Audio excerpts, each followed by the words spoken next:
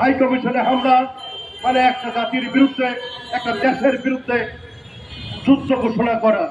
যে ভারত একটা মিথ্যা সংবাদ কিভাবে সারা বিশ্বব্যাপী ছড়িয়ে দিয়েছে। বাংলাদেশরা কখনো মাথা নত করে না। এদেশে সাম্প্রদায়িক উস্কানি দিয়ে দাঙ্গা লাগানো যাবে না। যে ছবিটা সারা বিশ্বব্যাপী তারা প্রচার করেছিল যে একজন টুপি মাথা দেওয়া এক ভদ্রলোক, উনি ইন্ডিয়ার বাংলাদেশের পতাকা হাতে নিয়ে ইন্ডিয়ার পতাকার উপর দিয়ে হেঁটে যাচ্ছেন, সেটা আজকে সত্য প্রমাণিত হয়েছে যে ভারত একটা মিথ্যা সংবাদ কিভাবে সারা বিশ্বব্যাপী ছড়িয়ে দিয়েছে। আজকে আন্তর্জাতিকভাবে স্বীকৃত যে রিউমার্স কামার, যারা ফেক নিউজকে নিউজের, যারা ভুল নিউজের তথ্য উদ্ঘাটন করে, তারা সেটা প্রমাণ করে দিয়েছে।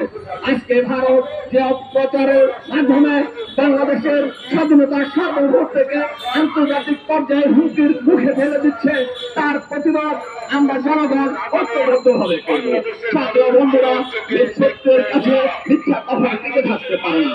বাংলাদেশকে ভারতের একটা গরম রাজ্যে পরিণত করার জন্য যে ষড়যন্ত্র, সেই ষড়যন্ত্র রুখে দেওয়ার জন্য একটা জাতীয় উদ্যোগের কথা আমরা বলেছি। সেই জাতীয় ঐক্যের যে উদ্যোগ, সেই উদ্যোগ ইতিমধ্যে গ্রহণ করা হয়েছে। আমরা মনে করি বাংলাদেশ থেকে ভারতীয় সম্প্রসারণবাদকে সম্পূর্ণভাবে উচ্ছেদ করতে হলে ভারতের অনুচরগুলো আছে তাদেরকে উচ্ছেদ করতে হবে। তাদেরকে উচ্ছেদ করা না যায় তাহলে পরে বাংলাদেশ ব্যাংক নিরাপদ নয়, তাহলে পরে এখানকার যে আমাদের রাষ্ট্রের কাঠামো পরিকাঠামোগুলো আছে তার কোনোটাই নিরাপদ নয়। বাংলাদেশের জনগণ নিরাপদ নয়। স্কুলের পতাকাকে তারা ঠাঁই দিতে চায়, যা কখনো বাংলার মানুষ মেনে নেবে না, মেনে নেয় নাই। হাই কমিশনে হামলা মানে একটা জাতির বিরুদ্ধে, একটা দেশের বিরুদ্ধে যুদ্ধ ঘোষণা করা।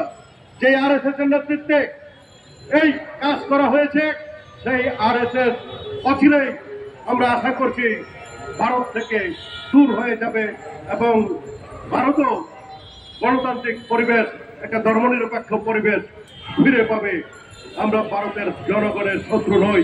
আমরা ভারতের জনগণকে আহ্বান জানাবো, ওখানে যে সাম্প্রদায়িক বীজ, সাম্প্রদায়িকতার যে বীজ, হিন্দুত্ববাদের যে বীজ, সেই বীজ উপড়ে ফেলে ভারতকে একটা স্বাধীন, সার্বভৌম, সাম্প্রদায়িকতাহীন রাষ্ট্র হিসাবে তোমরা গড়ে তোলো। আমরা একটা ছোট রাষ্ট্র, কিন্তু এখানকে আমাদের মানুষগুলি অত্যন্ত মহান। বাংলাদেশের মানুষ, বাংলাদেশরা কখনো মাথা নত করে না।